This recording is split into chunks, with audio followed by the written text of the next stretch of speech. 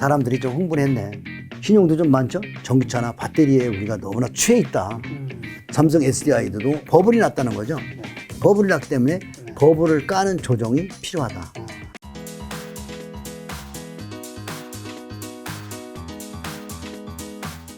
LG화학은 같은 LG그룹인데 네. 인기가 굉장히 높았어요. 그리고 전기차 배터리면 사람들이 전부 지금 그냥 넋을 놓고 좋아하고 있잖아요. 그렇죠, 그렇죠. 세상을 바꿀 거야. 근데 주가가 좀 깨지고 있죠? 네. 그러면 이렇게 생각하시면 돼요. 아, 사람들이 좀 흥분했네.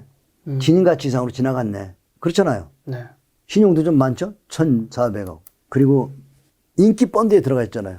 뭐 뉴딜 펀드 뭐 이러면서 그 ETF도 들어가 있고. 네. 그 주가로서는 시세는 단기에 나고 멀어졌죠, 얘도. 들어와야죠. 그래서 이런 종목이 아니란 거예요. 지금 아까 봤더니 가는 종목들은 어때요? 여기서 이제 치고 올라오잖아요. 그죠? 네네. 여기서 이제 올라오는 종목들. 이 기술적 분석이 증거는 없지만 나중에 지나보면 참 잘 많이. 결국 인간의 심리거든요. 인간의 심리가 많이 올라가면 사람들이 과매수. 네. 많은 사람들이 신용을 걸어. 그리고 두들겨 맞는 거지. 그러나 월가에 있는 큰 손들, 그리고 LG화학이나 하이닉스 큰 주인이 누굽니까? 외국인들이에요. 그들은 저 바닥에 때 주워놨거든요. 여기서부터 주워놨던, 아주 오래됐죠. 오래전부터 주워놨던 것들 버블 날 때 때리고. 지난번에도 뭐죠? 2011년에도 버블 나니까 들어오잖아요. 여기 현대차 상투 쳤을 때 같이 들어온 거예요. 지수는 많이 안 들어왔지만 종목은 많이 들어왔거든요. 2011년을 보면은 2014년까지 LG화학 많이 들어오죠? 종합지수는 많이 안 들어왔을 거예요. 2014년에 보면 종합지수는 서 있거든요. 네. 종합지수 서 있는데 LG화학은 장기평선 밑으로 한 대 파고 들어왔죠. 왜? 그때 인기가 있었거든. 멀어졌거든. 멀어지면 들어오는 거죠. 네. 그래서 LG화학도 저는 좀 더 조정하기를 기다려주는 게 맞지 않는가 이렇게 생각합니다. 아, 그럼 이제 같은 계열이죠. 8번째 삼성 SDI는요. SDI 한번 보겠습니다. 그리고 SDI가 이번에 배터리 중에서는 LG화학보다 시세를 많이 난 종목이에요. 굉장히 많이 난 종목입니다. 네. 그리고 이미 쌍봉까지 나왔고, 그래서 어쩌면 이 종목도 장기평선에 인사하러 와야 될 때가 되지 않는가. 전기차나 배터리에 우리가 너무나 취해 있다. 그런 어떤 테마에 취해 있을 때 보면 주가가 멀어지면 네.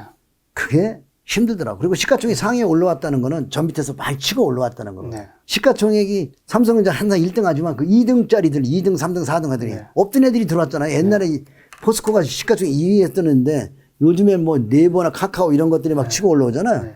셀트론. 그럼 지나보면 그런 애들이 2등까지 치고 올라올 때 시세를 많이 냈단 말이에요. 그 상위에 올라왔던 애들이 시간이 지나보면 다 밑으로 쳐지고 다른 애들이 또 2위, 3위, 4위, 5위에 올라오더라고요. 그러니까 시가총액 상위에 올라왔다. 차트를 봤더니 시세를 많이 났다. 개인 투자가더라고 어떤 테마에서 많이 먹혔다. 그러면 조심해야죠. 내가 보기에는 삼성 SDI도 시세를 많이 내서 네. 버블이 났다는 거죠. 네. 뭐 시세가 나쁘다는 게 아니에요. 버블이 났기 때문에 네. 버블을 까는 조정이 필요하다. 아마 이 종목도 신용 많겠죠. 신용 보는 게 중요합니다. 예, 1,500억 정도 있네요. 그래서 장기평선부터 멀어졌죠. 네. 상당히 이 종목도 보면 멋있는 종목이에요. 90년대는 삼성전자보다 더 비쌌고 네. 이게 원래 삼성정관입니다. 삼성정관이라는 종목인데 아주 더 인기 있었던 종목이에요. 90년대는 얘가 삼성전자보다 인기 더 좋았다고. 근데 지금 이제 여기서 누워 있었죠. 오래 눕더니 어때요? 큰 시세를 냈어요. 이번에 보면 삼성전자 그 정도 시세 낼 때 얘는 여기가 코로나거든요. 20만 원 아래에서 80만 원까지 4배 이상 갔거든요. 삼성전자 더블 조금 더 갈 때 얘는 400% 이상 갔다는 거는 시가총액 상위 종목에서는 엄청난 시세를 난 종목이 삼성 SDI입니다. 그래서 좀 더 후유증이 있다. 이렇게 보여집니다. 삼성 SDI 기간 조정이 좀 기다려주는 게 좋지 않을까 생각합니다. 이쪽에서 뭐 제가 어려운 질문 하나 좀 드려야 될 것 같은 게 아마 시청자분들 이거 지금 이게 궁금하실 것 같은데 지금 요 이제 주인이 있고 얘는 이제 강아지가 이제 멀리 가면 돌아와서 만난다라는 거잖아요. 네네네. 지금 비슷한 이야기 많이 해주셨는데 그럼 이제 언젠가 만나는 건 맞는데 어쨌든 이게 이제 올라가서 쭉 올라갔잖아요. 네. 그러니까 여기서도 먼 거고 여기서도 먼 거잖아요. 사실상. 네네. 그럼 이게 이 정도만 멀어도 사실 팔아야 될 수 있고 이 정도 이게 이 위에 있을 때는 다 사실 팔아야 되는 지점일 수 있는데 이걸 언제 팔아야 되는지를 어떻게 결정 좀 지을까요? 그렇죠. 그러니까 사실 뭐 결과론적으로 해석하면 이제 쉬울 수 있는데 가정에 있을 땐 되게 어렵잖아요. 그게 삼성 SDI가 100%만 올랐을 때도 그거 좀 팔아야 되지 않을까 그렇게 생각할 수 있을 텐데. 일봉으로 보면 네. 빠지지 않고 잘 견디고 있잖아요. 사실 들어와야 될 자리인데 안 들어왔죠. 그죠? 네. 저런 걸 믿어야 돼요. 저 속에 보이지 않는 블랙홀도 있고 네. 에너지 응축하는 게 보이거든요. 네. 그래서 매수 관점이에요. 여기서 매수가 아니지만 여기서 매수예요. 그래서 여기가 매수 관점이고요. 이거 시세 먹고 나왔다가 네. 다시 안 빠지고 옆으로 세울 때 매수 관점이고 저 매수 나올 때 상당히 무서운 시세가 났거든요. 이게 굉장히 무서운 거예요. 월봉으로 보면 이런 게 굉장히 무서운 거예요. 이런 게. 월봉이 큼직하죠. 이게 아주 무서운 시세인 거예요. 이런 거 나오면 도망가야 돼요. 이거 나오면 다들 흥분하거든요. 그런데 이게 90년대부터 지금까지 큰 시세가 없었어요. 매번 그 자리를 터치하죠. 그죠? 네. 그러니까 사실 이 자리는 매수 자리죠. 정고점을 돌파했으니까. 네. 그 오랫동안 몇십 년, 한 20년간 제자리 걸음하던 그 고점을 터치했다는 건 상당히 의미 있는 거죠. 왜 큰 돈이 들어와서 좌측편에 있는 매물을 사줬을까라는 의문점을 가지면 매수죠. 네. 그래서 좌측편 매물, 그러니까 단 우량주야 되겠죠? 우량주가 좌측편 매물, 시가총액 상위 종목이 좌측편 매물을 사줬다. 그거는 분양해야 되겠죠. 여기에 산 이 세력들, 이 세력을 우리가 한번 생각해 줘야 되겠죠. 이 사람들은 왜 이걸 샀을까? 이 고점을 돌파한 이 세력들, 네. 사준 이 사람들은 바볼까? 거기 안 가겠죠? 거기서 돈을 투자한 돈이 분양하려면 어떻게 해야 되겠어요? 시세를 붙여야 된다는 거죠. 시세를 붙이지 않으면 팔 수가 없죠. 결국 주식을 파는 거는 좋은 그림을 그려야 됩니다. 그죠? 그래서 주식은 큰 손은 화가들이야. 차트로 보면 화가잖아요, 화가. 멋있는 빨간 그림을 잘 그리고 사람 모두 테마 집어넣고 전기차 테마 집어넣고 어떻게 했어요? 다 홍보시키고 분양 싹 해먹고 지금도 여기서 계속 기대감이 있죠? 들랑들랑 하면서 계속 팔겠죠. 네. 근데 언젠가 지치면 주인을 만나고 가는데 그 만남점이 어딘지는 저도 모르는 거죠.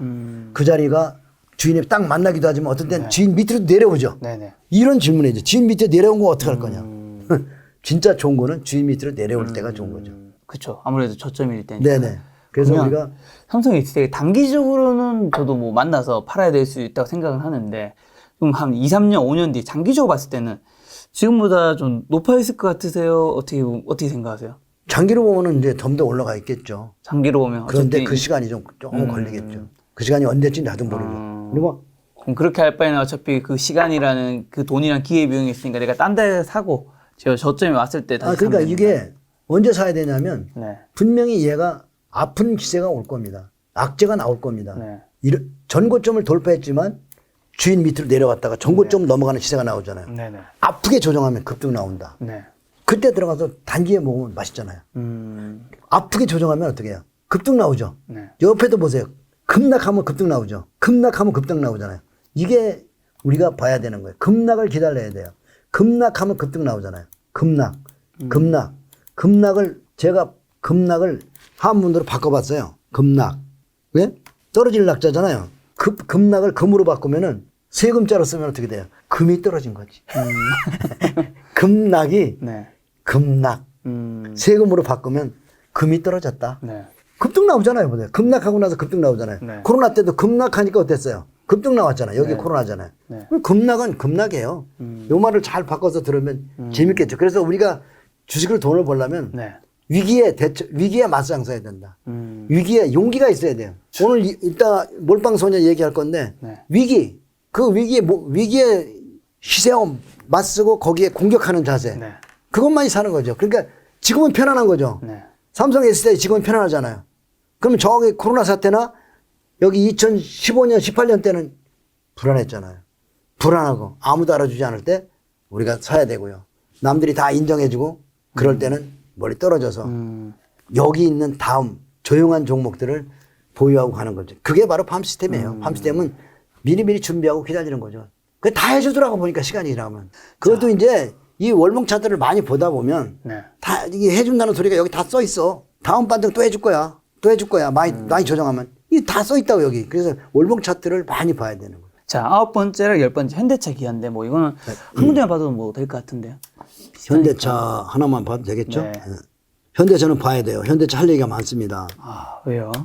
현대차가 사실 니몬 사태의 그 사태에서 네. 주도주였거든요. 니몬 사태에도 급락이 나왔잖아요. 여기 보면. 네. 급락해서 이게 3만 몇천 원에서 3만 5천 원에서 28만 원대까지 갔으니까 28만 원대까지 갔으니까 상당히 많이 간 거죠.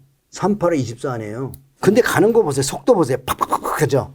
지금 우리가 봤던 종목들이 보니까 팍팍 올라가서 옆으로 횡보하면 어떻게 돼요? 못 가죠. 그리고 몇 년을 버티기 때문에 나중에 결론은 어떻게 됐어요? 이게 얼마까지 떨어진 줄 아세요? 또 나중에 6만 5천 원 떨어졌어요. 자, 3만 8천 원에서 28만 원, 6만 5천 원까지 떨어지잖아요. 결국 뭐 했어요? 주인 위로 갔다가 주인 밑으로 들어왔다가 다시 또 신고가가 나서 전고점을 돌파했어요. 장기적으로는 현대차 좋아요. 단기적으로는 어떻게 됐어요? 또 만나러 오죠. 그죠? 이걸 우리가 순리적으로 봐야 돼요. 그런데 여기서 우리가 봐야 되는 건 지금 우리가 시가총액 상위 종목, 얘가 시가총액 2위까지 갔으니까 지금 우리가 고민해야 되는 건 바로 이거라고. 네. 시가총액 상위 종목 지금 여기 이 정도 보여줬단 말이야. 네. 여기서 시가총액이 더 간다고 반등파에서 전고점 갈 수도 있잖아요. 네. 큰 시세는 없다. 그러면 여기서 종목을 찾아야 된다는 거죠. 다음 섹터로 가야 된다는 거죠. 네. 그러면 여기서 오랫동안 천정을 거기고 있으면 사람들이 그 종목을 못 팔고 기다려요. 그리고 더 사기도 해요. 또 간다고. 근데 결론은 어떻게 돼요? 대중들이 좋아하고 신용을 많이 샀으면 그 신용을 까는 조정이 가격으로, 가격 조정, 기간 조정이니까. 이 두 가지가 필요하거든요, 여기. 네. 가격 조정, 기각 조정. 자, 28만 원에서 6만 원대까지 가격 조정. 기간은 2011년부터 2018년, 2020년까지 몇 년까지 했어요? 한 8년 동안 기간, 가격 두 가지 조정이죠. 그러니까 그 가격과 기간 조정이 결국 이 장기 이평선 하단부에 내려온다는 거죠. 그래서 굉장히 중요한 거예요. 그래서 여기서 보면 현대차가 상투치고 그럼 종목이 없었을까? 이제 여기부터 종목을 보면 재밌겠죠. 현대차가 그래 2011년 상투쳤어. 그 다음에 종목은 뭐가 나왔냐고. 네. 지수도 못 갔어요. 여기 보면. 자, 현대차가 상투치고 난 28만 원부터 못 갔단 말이에요. 옆으로 기기만 했죠. 그러다가 나중에 더 빠졌죠. 그러니까 만지면 안 되겠죠. 지금 시가총액 성목 만지면 안 되죠. 자, 여기가 그 자리거든요. 네. 11년 지수는 못 갑니다. 크게 빠지지도 않습니다. 그죠? 네. 그럼 지금 상황이 어쩌면 이럴 수도 있다는 거죠. 지수는 크게 빠지지 않으면서 3점 깼다 올랐다, 3점 깼다 올라면서 옆으로 행보 조정하면서 종목이 섹터가 나올 거라고요. 네. 그게 뭐냐 이거죠. 그걸 찾아야 되는 거예요. 그게 궁금하지 않아요? 그게 뭔가요? 그걸 이제 지금부터 월봉으로 쳐보면 뭔가 이제 우리 궁금증이 조금 풀릴 수 있겠죠. 그죠? 네. 네, 그걸 봐야 돼. 그래서 월봉 차트를 보라는 거예요. 현대차가 상승을 치고 네. 그러면 종목이 없었냐? 종목을 지금부터 한번 쳐보도록 하겠습니다. 현대차는 12년이 끝나서 지금 거기 머리가 이 자리거든요. 지수 종목이 거기서 끝난 거죠. 삼성전자가 뭐고 힘을 못 썼어요. 지수가 못 가면 뭐가 할까? 지수가 행보 조정하고 있는데 종목들이 나오는데 종목이 한두 개 쳐볼게요. 자, 보면 11년에 끝났죠. 근데 이 한미약품은 36,000원에 12년에서부터 여기가 74만 원이니까 약 20배 갔죠. 그죠? 네. 지수는 어떻게 썼어요? 지수는 옆으로 쭉 기고 있었죠? 종목이 나오는 거예요. 저 보세요. 또 볼까요? 12년이죠. 여기 조정이 약간 계속 올라가죠? 올라가잖아요. 그 다음에 이게 올라갔으니까 당연히 LG생건도 올라갔겠죠. 그죠? 11년 우상이 하죠. 그죠? 네. 그 다음에 조정 조금 하고 또 올라가고. 그죠? 계속 우상이 하죠. 그러니까 종목은 있다. 우리가 봐야 되는 거는 종목은 있다. 지수로에 너무 연연하지 마라. 네. 지수 관련 종목이 옆으로 행보 조정하거나 개인 투자가 너무 많이 있어 현대차 대장주 주도주가 꺾이면은 거의 대형주 주도주가 꺾이면 뭐가 시가총액 상위점이 꺾이면 중형 우량주에서 근데 그것도 다 테마가 있어요 보면은 결국 지나보면 화장품이었잖아요 그죠 또 호텔이었죠 그죠 그다음에 면세점 그런 것들 다 하나 테마로 올라오고 10배씩 간 거 많죠 그 다음에 중소형주에서는 이제 개인 투자가 사지 않는 곳 보면은 2011년이 여기잖아요 여기서부터 몇 배 갑니까 1,400원에서 3만 원 갔으니까 20배 올라갔죠. 그죠? 네. 종목이 없는 게 아니에요. 종목은 얼마든지 있다는 거죠. 이걸 우리가 13년, 13년, 여기서 계속 산 거예요. 현대차가 상투친 이후로 계속 매수한 거예요. 어디서? 주인 근처에 오면. 그럼 얼마나 먹었냐? 10배 이상 먹었죠. 그 자리에 얼마인데? 우리가 평균 매수, 계속 지속 매수했거든요.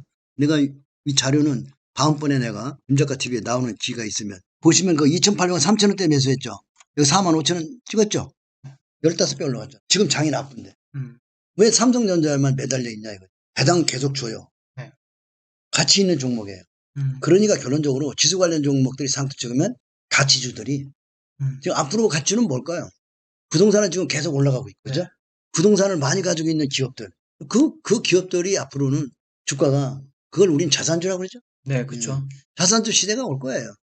자산주를 여러분이 연구해 보시면 더 좋은 섹터가 될 겁니다. 자산주들이 주가가 제가 보기에는 그렇게 해먹지 않은 주식이고 자산주가 90년대 이렇게 많이 섹터인데 원래 이론에 있어요. 저금리 시장에 성장주가 큰 시세를 내고 나면 금융장세가 끝나는 거 아니에요. 그러면 역실적 장세에서는 실적이 받침되면서 가치주. 그래서 부동산 많이 가지고 있는데 지금 아파트는 많이 올라가고 있잖아요. 그죠? 그런 게 어떤 걸까?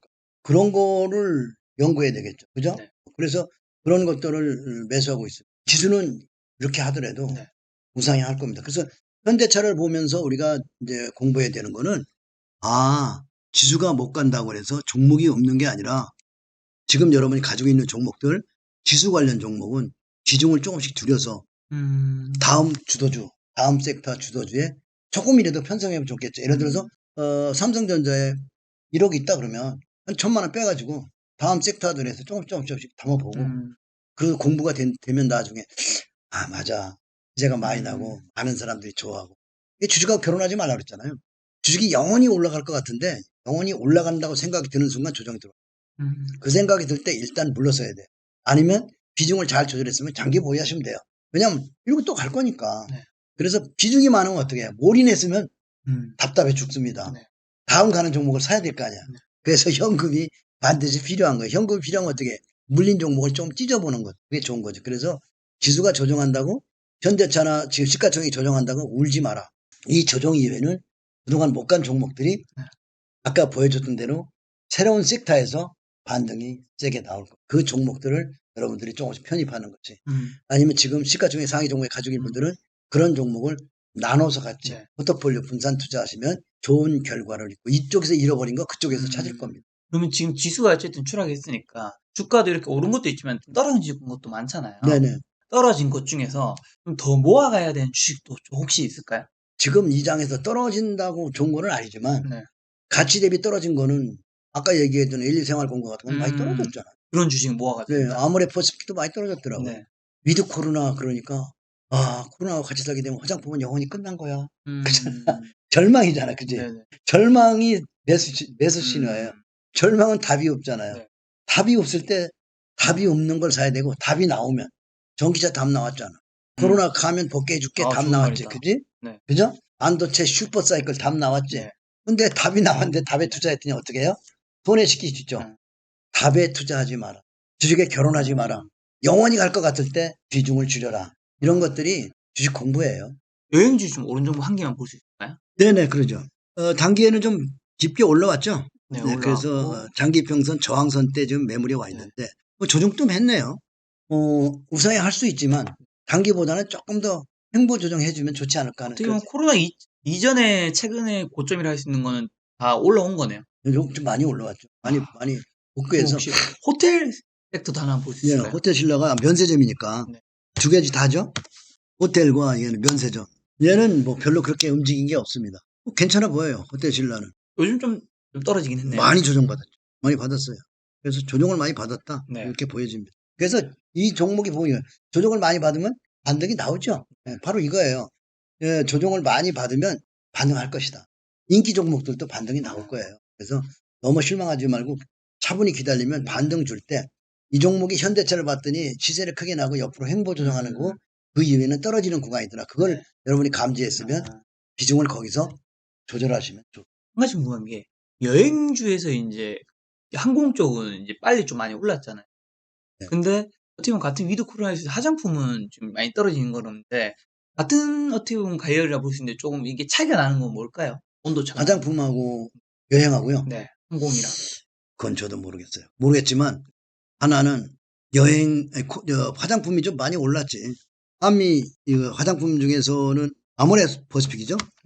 보면 많이 올랐었어요. 약 한 7개월 동안 주가 상승을 많이 줬거든요. 네. 그러다가 상승폭에 거의 다 반납하고 지금 이제 빨간 양선 내기 시작하니까 잘 맞은 것 같아요. 화장품들이. 그러니까 외려 나는 여행보다 화장품을 더 좋게 보는 거죠. 잘 맞았다. 그리고 완전히 실망 매물이 나와서 네. 저 따라가다가 지금 신용 쓴 사람들은 어떻게 됐겠어요? 그럼 다들 오바이트 했겠죠. 신용 체크가 굉장히 중요하고 여러분이 신용이 많으면 공매도가 나오니까 네. 공매도에 대해서 생각할 때 꼭 신용을 보셔야 돼요. 네. 근데 셀트리온 한번 보면은 셀트리온을 보고 가야 돼요. 아직도 기대감이 굉장히 많아요. 39만 원대에서 지금 이제 22만 원대까지 이거 얼마 빠진 거야? 많이 빠졌나요? 그죠? 진짜 많이 빠졌어요. 근데 신용이 아직 그 고점에서 지금 많이 빠지지 않았어요. 아직도 기대감이 많이 있다는. 5,400억 냈는데 지금 4,500한 1,000억 정도 빠졌는데 그래도 많잖아요. 이거 굉장히 맞춰보세요. 삼성전자 다음으로 많은 거. 그게 아직도 기대감이 많다는 거야. 네. 그 어떤 인간이 뭐 나와가지고 그랬다대. 네. 누구라고 얘기는 못하겠지만 코로나 마스크를 벗게 해줄게. 그래가지고 근데 은퇴하고 나갔다대 그 사람이. 주가는 책임 없는 말 아주 그렇게 하는 인간들이 많다고 조심해야 돼. 그래서 우리가 들리는 소리를 이따 얘기할 거 제시는 그래서 장이 열리는 시간에는요 절대로 외부인 사람들 못 들겠다. 심부름하는 애도 밖에 들어가서 뭔 얘기 듣고 와서 얘기하면 안 되기 때문에 장이 딱 열리는 시간에 딱 문을 닫아버려. 세계적인 그 트레이더들은 어떤 사람은 창문에 베에다까지 다 막 이중 방문을 해가지고 외부의 소음이 안 들리더라고. 그래서 우리 투자를 가장 망치는 거는 소음이야. 유튜브에 수없이 많이 들리는 여러분이 가진 종목에 대한 이야기. 셀트론 이야기를 많이 한 전문 유튜브가 있어. 셀트론 네. 유튜브. 카카오에 대해 전문 유튜브가 있어. 카카오 치면은 그 유튜브가 나올 거야. 네. 근데 그동안 한 얘기를 쭉 들어보라고. 얼마나 여러분에게 펌프질을 했나. 몰빵질하고 꼴빵질 했잖아. 근데 지나보니까 어때? 주가 계속 그런 데 흘러내리잖아. 그래서 유튜브가 너무나 좋은 얘기를 많이 하는 소위 나는 그걸 교주라고 하거든. 특정 종목의 교주가 나오면 그 종목이 못 가더라. 모든 사람들이 열광하면 못 가더라. 주식은 참 묘한 거야. 개인 투자가들이 너무나 열광하면 못 가는 거야. 셀트론 같은 거는 언제든지 비중 축소를 해서 가볍게 가는 게 상당히 좋겠네. 자, 대표님 요즘 뭐 주목하고 있는 좀 세상의 뭐 변화 같은 거 좀 어떤 게 있으실까요? 우리가 이제 그동안 코로나 시대에 가장 네. 기대하고 열광하고 믿고 교주처럼 믿고 있는 게 있어요. 뭔가요? 기업들. 전 세계적으로 믿는 게 뭐예요? 미국으로 말하면 아마존. 응? 플랫폼? 그렇지, 플랫폼이잖아. 아마존, 뭐, 그렇죠, 구글, 그렇죠. 플랫폼 기업에 대해서 우리가 정말 좀 주님같이 믿고 있잖아요? 네네. 주님같이 믿으면 골치 아픈 거예요. 그 네. 업종. 지금 너무 믿음이 많고 전 세계 사람들이, 한국 사람들까지 몰려가서 너무나 질렀다. 그 믿음이 언젠가는 마위로 돌아서. 믿어버렸다는 건 뭐냐? 사람들이 너무나 많이 질렀다는 건데. 또 그 독점적 지위를 가지고 나쁜 짓을 많이 했잖아요. 요새 뭐 나이 나오면 뭐 물류센터에 에어컨을 안 틀어가지고 뭐 아마존에서 사람들이 막 죽어나가는데 앰뷸런스를 대기해놨다고 막 그런 얘기도 들리고. 그럼 플랫폼 기업에 대한 규제가 한국에도 나오기 시작하죠? 네. 전 세계 플랫폼 기업에 대한 규제를 안 하면 생태계를 파괴하는 거야. 중소기업이 다 죽어. 그래서 규제가 서서히 나오고 정치 이슈가 되면 어떻게 되겠어요? 기존에 나오던 이익이 감소하겠죠.